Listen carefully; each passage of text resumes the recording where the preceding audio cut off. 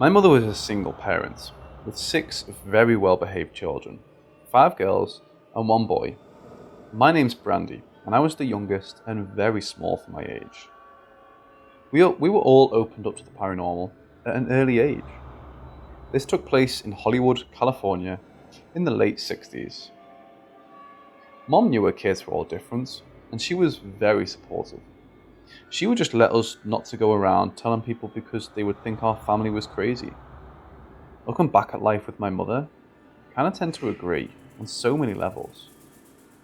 Something she always said stuck with me. People don't like what they can't understand. At the time, we were renting a downstairs duplex on Alexander Street in Hollywood, California, across the street from this mean old lady. She lived in the back of the house, with her windows blacked out, and would scream at the kids walking or riding their bikes by.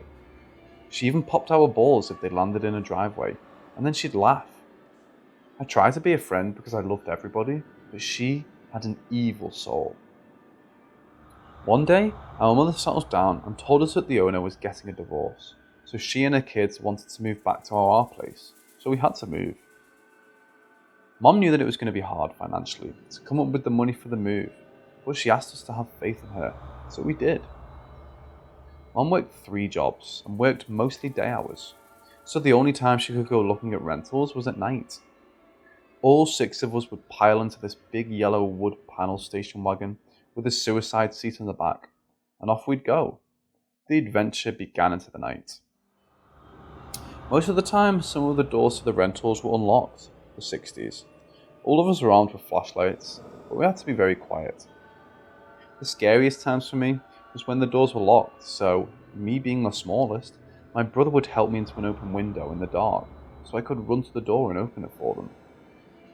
Now that I'm writing this, I believe that was breaking and entering. My brother and I were very sensitive, so if there was a house that made any of us uncomfortable, Mama would scratch it off her list and move on.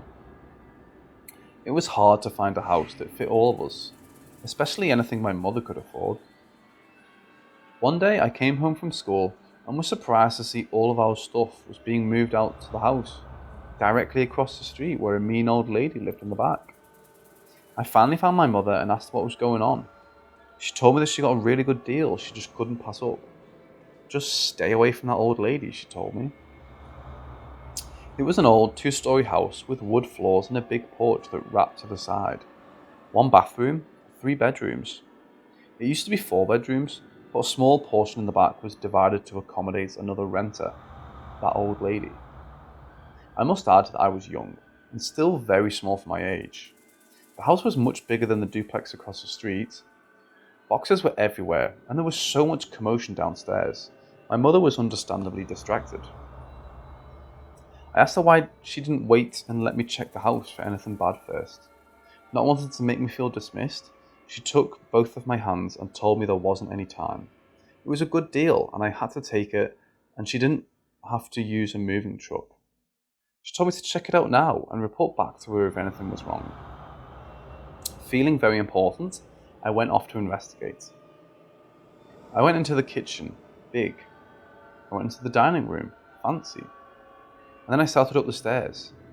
Mom mentioned that there was a bedroom big enough for all my sisters, a place for all my toys in the hall, and a room for my brother, so I was excited to see this.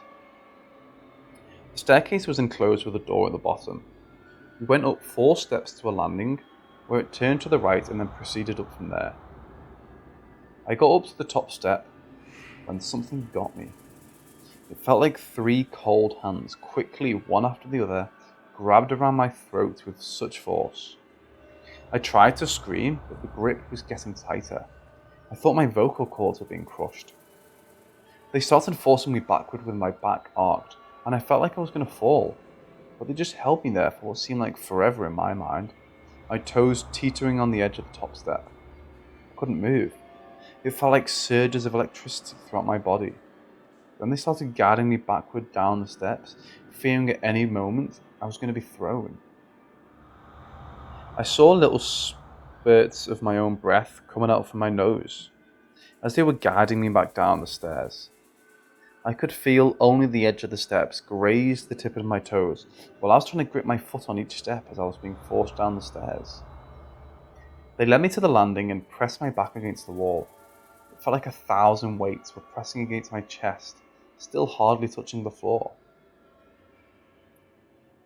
I was starting to pass out when I heard a voice in my head say to me, "You are strong. You have faith." In my mind, I saw a white glowing light all around me, and I said the only word that came to my mind, Om, the universal sound of God. They then lessened their grip ever so tightly, but it was enough for me to drop to the floor and run down to my mother. "Please, Mum, please, we can't live here, please." I told her what happened, but she said it was too late. We had no money and nowhere else to go. It wasn't long before everyone else in the family had their own experiences. We all hated that house, but we had to endure it until we could afford to move again. My brother liked to tinker, take things apart and see how they worked, if you will. He took the time to sometimes share that part of his life with me. I'd like to think that's where I got my inventor's mind and my ability to fix almost anything. He set up a workshop downstairs in the basement. I sometimes found some of my electronic toys being dissected, so we could see how the mechanics worked. Then he'd put them all back together on that workbench. One day I was going looking for one of my toys, a little furry barking dog that walked, and I suspected I knew right where to look. I was too scared to go down into the brick-walled basement alone, so I took my trusted cat Friska. He'll protect me, I thought. I stared down the stairs with my cat in my arms. I got almost to the bottom step when the lights went out and the door to the house slammed shut. Scared to death, I fell for the railing and started to run back up when I saw something.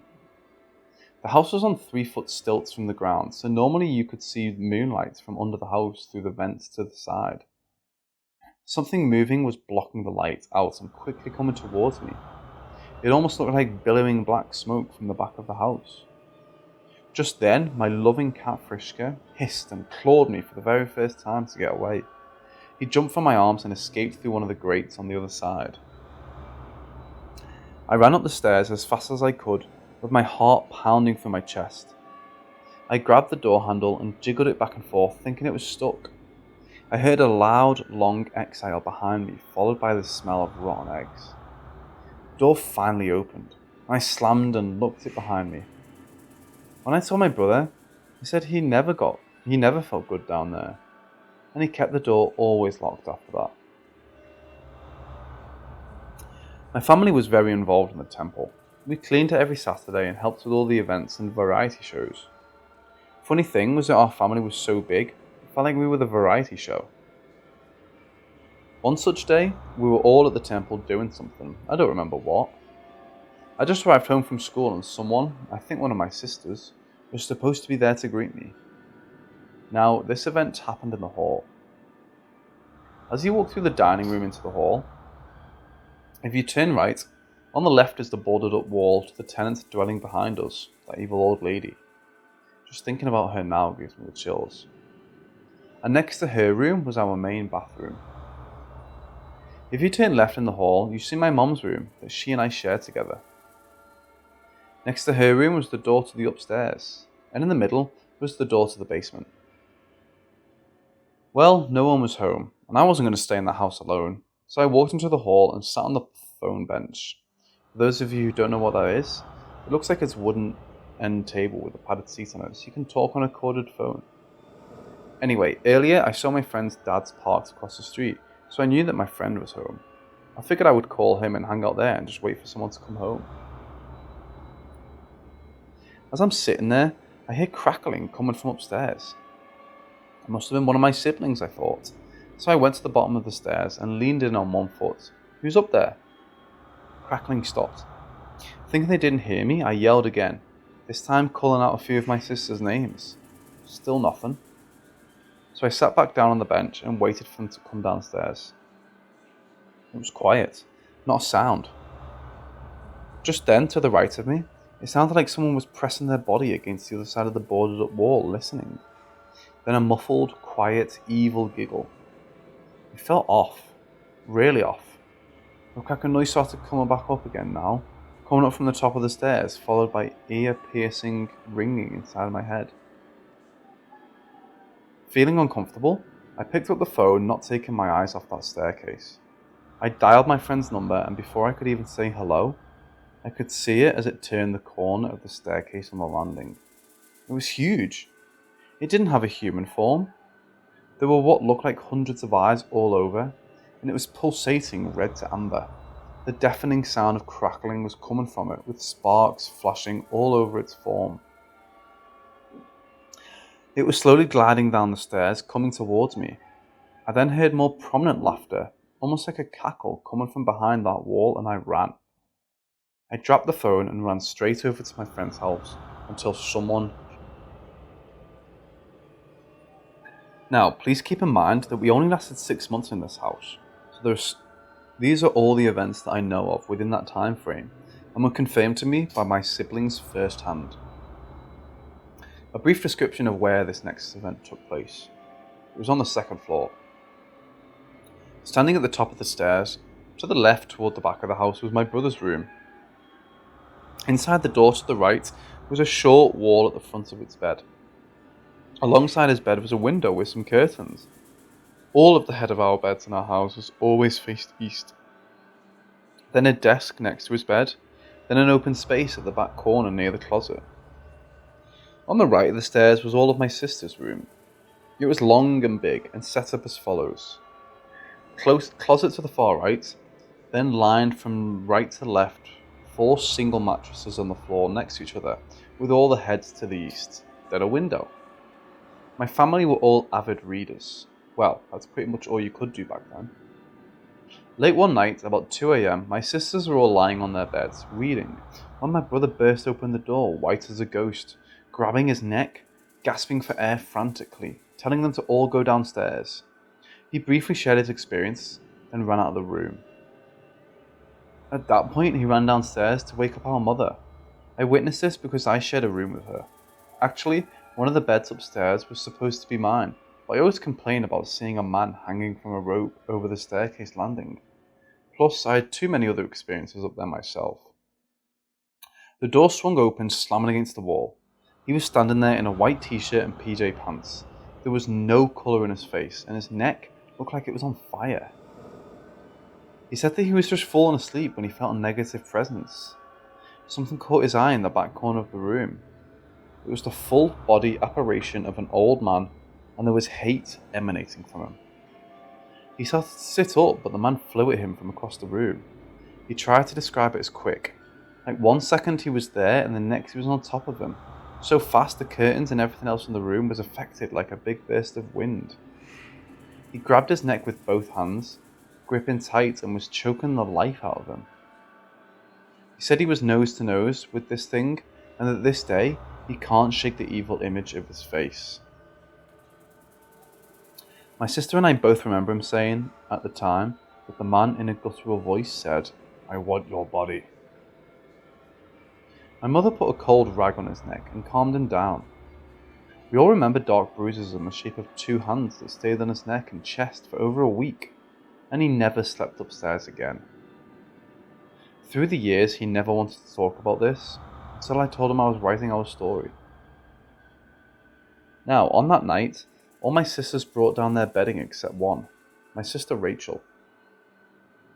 She was headstrong and stubborn, still is lol. She was the cut the crap, all in your head type of person until it happened to her. My elder sister Linda tried warning her that on numerous occasions she saw something dark lurking in the closet, and that one night she woke up to something pressing down on her while she was sleeping, but that didn't deter her. To her, we were all dramatic and crazy. I guess Rachel thought that it was kind of cool because she got that big room all to herself. Well, one day she was upstairs taking a nap. She never slept without the fan on. The fan was located all the way across the room in front of that closet. The fan was round in the shape of a fat can. It was about 17 inches tall and 14 inches wide, with slats going around it about 2 inches apart with big metal blades.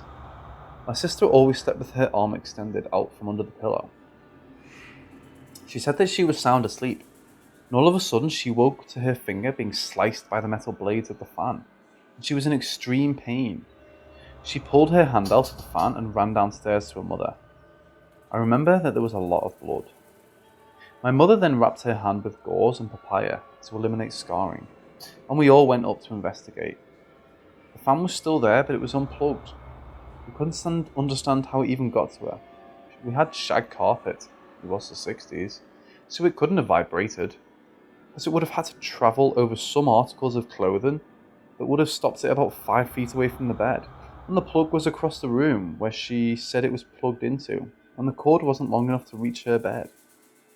You know, after having that happen to you, and the fact that your entire family is now sleeping together downstairs in the living room, and the fact that she saw the fan that cut her was unplugged, wouldn't that make you say uncle and join them downstairs in the living room? Nope, not her. She stayed sleeping up there for about a month until she was forced to believe us. By this time she made the room her own. She took 2 of the mattresses and put them on top of each other, and put them both long ways under the window. She told me that she was in the beginning stages of a dream state, when she was fully awakened by pressure on her chest. It felt dark and evil. She couldn't move. All these things were racing through her head when she remembered what her minister told her when we were in a council about this house. He told her to try to communicate with her, asking it if it would follow her spirit guide into the light. So as she did, the pressure started to get worse. The more love she sent, the heavier it got. She said that it felt like a cement slab crushing her body and expelling all of her air. I asked her how she got out from under it, and she told me that she prayed and said some things our minister told us to say, and it lifted. For the rest of the time we were there, she slept in the living room with us. Living there was hell. Every chance the old lady got, she tormented me. My brother and I both saw her through the screen door, some dolls that looked like us made out of her own trash, with things stabbed into them on her coffee table. She used to watch me through a screen door while I was playing. She would stand outside our kitchen door and stare at us cooking. My sister Melanie was in the bathroom, and she heard us shuffling on the other side. So being curious children, we put our ears to the wall and heard her breathing and swallow. How long was she listening, and why? Melanie, who made fun of me for not wanting to go upstairs or the bathroom alone, was faced with her own frightening experience at the bathroom. While she was in the shower washing her hair, she opened her eyes and saw a face looking back at her, in the shower with her. So after that, I had to sit in the bathroom with her, and I felt very selfishly justified, because not 2 weeks earlier, she thought it would be funny, so she took all of my art stuff and put them on the top of the stairs. So when I went up to get them, I was scared to death when I turned around to run downstairs and saw a man hanging by the neck over the landing. One day, my mother gave me instructions to water the plants outside, and the water handle was outside our kitchen door. All I know is that my hand was on the handle, and she just appeared behind me, almost pressing against my back with her hand over mine on the handle. I looked up in shock and our eyes met. There was nothing but hate in those blue-grey piercing eyes. She screamed in my face, "No water!" as she dug her long nails into my little hand, and her breath smelled of old cheese. I guess my sister Charity saw this from the screen door and agreed that she was fast on top of me. Charity burst out the door and yelled at her to get away from me, or it would be the first time that she beat up an old lady. The lady released my hand, leaving marks on my hand from her nails, and backed up off me. My sister then yelled at her to go home. So many things happened in the short span of 6 months that we were there. We found out that a man did hang himself on the stairway, and someone shot themselves in the closet upstairs. As for the old lady in the back, she was a very bad alcoholic who practiced the dark arts, and my brother and I think voodoo. She blackened out all her windows to keep the energy pleased, she told the neighbour. No one paid her any mind. All of her food and alcohol were delivered by the store, and she never had any visitors. Everyone thought she was just a crazy old lady, but we knew when there was so much more to her story. I often wondered who she was before this, and what made her that way. What happened to her that was so terrible it made her want to torment others, and even worse, innocent children. Was the evil man in my brother's room connected to her in some way? I guess I'll never know. Our minister told us that the house could never be truly cleansed until she was gone.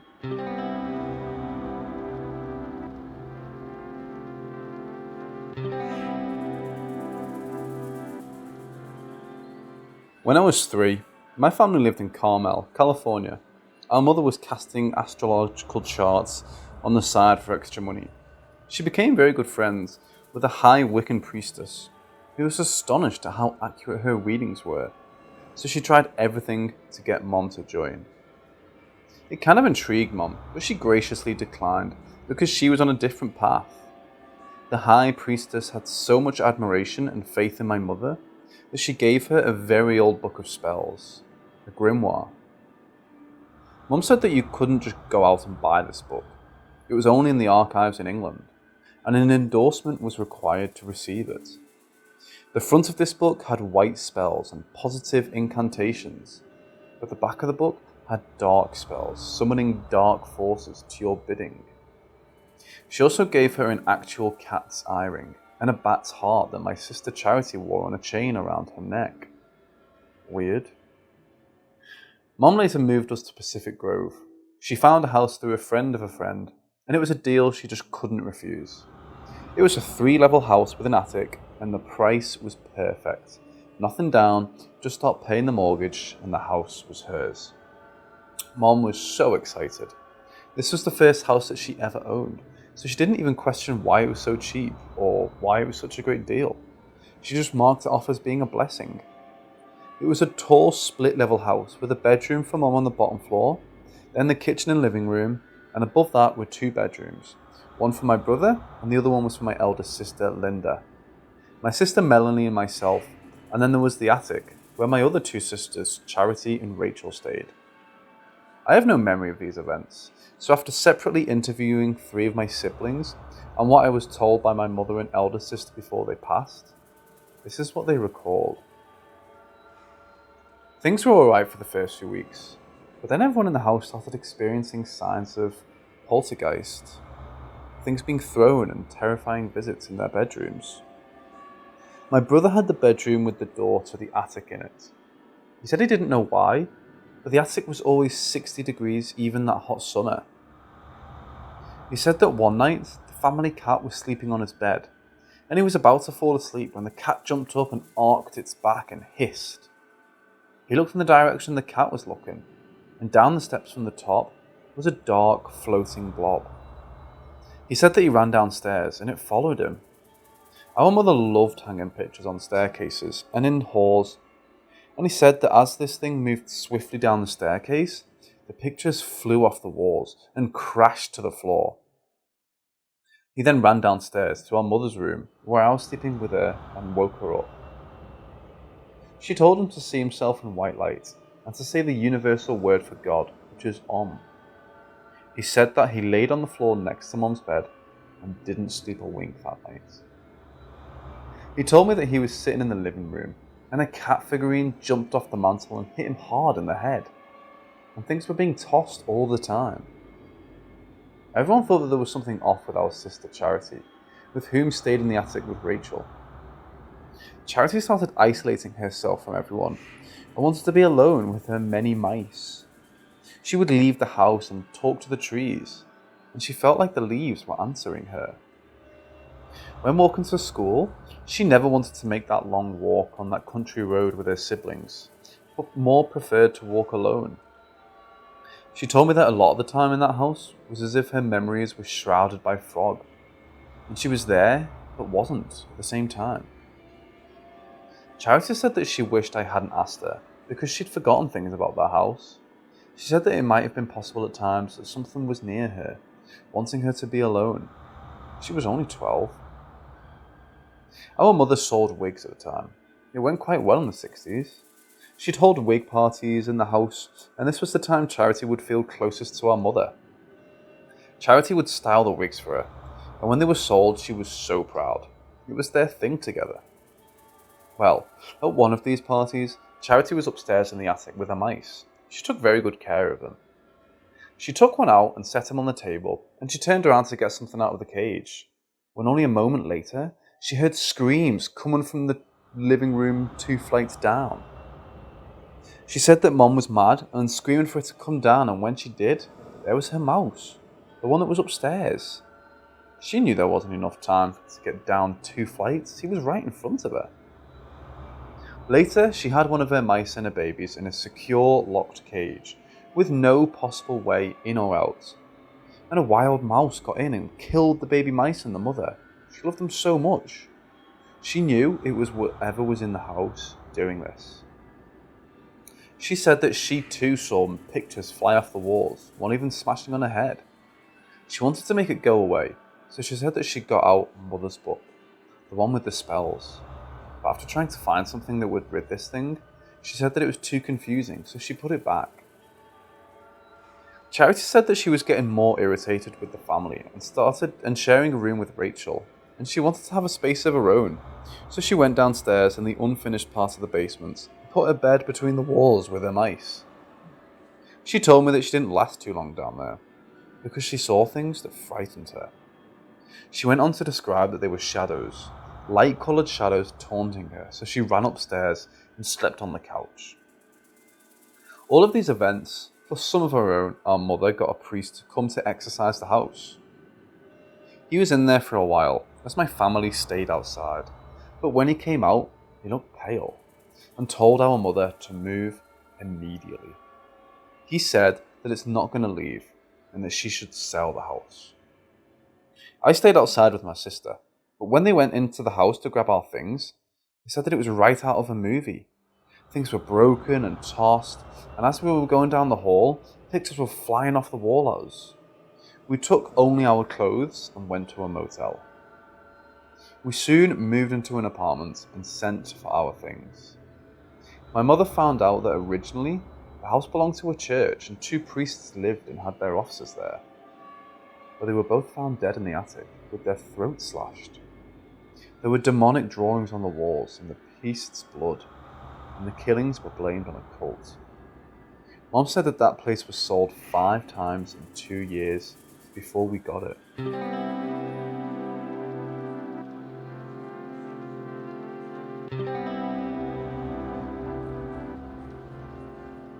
So this must have been almost 3 years ago, way before the pandemic, while I was still studying at university. I was back in my hometown before the beginning of my summer term. Me and my old friends from high school had decided to meet up and go out together in a large group. It was nice to see them all again, and the night out itself was great. We went to our favourite pub and ended up in our town's only nightclub. Afterwards, we bought food from the takeaway across the club and contemplated getting a taxi. My friend refused, saying she didn't want to spend the money. We'd already spent a lot that night buying rounds. I agreed with her. We lived out of the centre in the more rural area of town, near our old high school. Only a 15-minute walk from one another. So while the others grouped together for taxis, we told them we'd walk together. Our friends tried to convince us otherwise, saying it's dangerous. Similar to what my parents would say. I laughed it off at the time. Our town was a bit of a shithole, but it wasn't dangerous of that nature. At best, we might get catcalled by some kid in a Corsa down by the council estate. So we started walking, eating our food, and laughing at the photos we'd taken on Snapchat. I was a bit drunk, admittedly. It was freezing, and neither of us were dressed appropriately for the weather. Dressed in what could only be considered clubbing attire. Soon, we reached the turn for our friend's street, and she told me to message her when I got home. I promised her I would, and continued on. It was a quiet night, and I felt quite safe walking down the main road. It was well lit, and I lived in a well-populated area. A few cars passed, and I was glad I hadn't wasted the money on a taxi. The fresh air had sobered me up a bit. However, when I was around 5 minutes from home, I heard the distinct sound of a bicycle coming from behind me. I didn't think much of it, assuming it was just some chav or someone cycling home from work. But as I began to pass the now closed corner shop near my house, I heard panting. I turned and saw the figure of a middle-aged man wobbling haphazardly on his bike towards me. I brushed it off, assuming he was drunk or drugged up, and made room for him to pass on the outside of the pavement. You can imagine the pure panic I felt when he cycled right up to me and stopped, Can we go home? He slurred to me, hunching on his steering wheel. I wasn't sure how to handle this sort of situation. Drunks and druggies were on this one thing in a club when you're around your friends. But right now I was on my own at 3 a.m. with a very drugged up man who could easily overpower me if he wanted to. I'm sorry, I say, unsure of how to respond. Come on, sis. Mum will be mad if we miss tea. The man leans forward and tries to grab my hand. I can see how intoxicated he is, one eye in each direction. It's a shock he's even still seated on the bike. I step back, panicking and grabbing my keys in my skirt pocket on reflex, something that uni had taught most girls to do during Freshers Week. Balling your fist and using your keys to make a Wolverine-like claw. I ain't your sister, mate, I told him. He blinked at me, wobbling in a seat. Julie, come on, let's go home. My name isn't Julie, in case you're wondering. This guy could easily be older than my dad. I've never met him before in my life. He looked more or less like standard creepy drunk guy in a pub that most girls know to ignore. Listen, mate, I think you should go home, yeah? Think you've had one too many? I say, smiling at him, remembering from my time as a pub kid growing up that being friendly and direct was the best way to deal with guys like this. He looks at me with unfocused eyes and seems confused. Go on, mate, you'll miss your tea, I say, smiling. My fingers feel like they're about to lose circulation and how tight I'm gripping my keys. After a moment of confused silence on the man's part, he begins to cycle unsteadily forward. I stand frozen, feeling like my heart is about to burst out my chest as he slowly climbs the slight incline of the street towards the council estate at the top of the hill. I think I'm in the clear, until he stops almost at the entrance to my street, staring down at me. My heart feels like it's going to combust with how scared I am. Thinking on my feet, I grab my phone and begin to walk in the direction I came from. I press call and my friend's number. She only lives down the road from where I am. We only parted ways mere minutes before the man had appeared. Thankfully, she answered after 2 rings. I quietly begged her to stay on the phone as I slowly stumbled my way back in the direction of the shop. After a minute, I glance back as she's panicky, asking me over the phone what's going on. I'm just in time able to see the wobbling figure of the man disappear onto the estate at the top of the hill. Relief washes over me. I explain to my friend as I walk back towards my street, keeping my eye on the dark corner where the man had disappeared. I was lucky that man was probably just drunk and confused and never really meant me any harm. Things could have ended a lot differently otherwise. I always take taxis home or ask one of my male friends to walk me to my street now.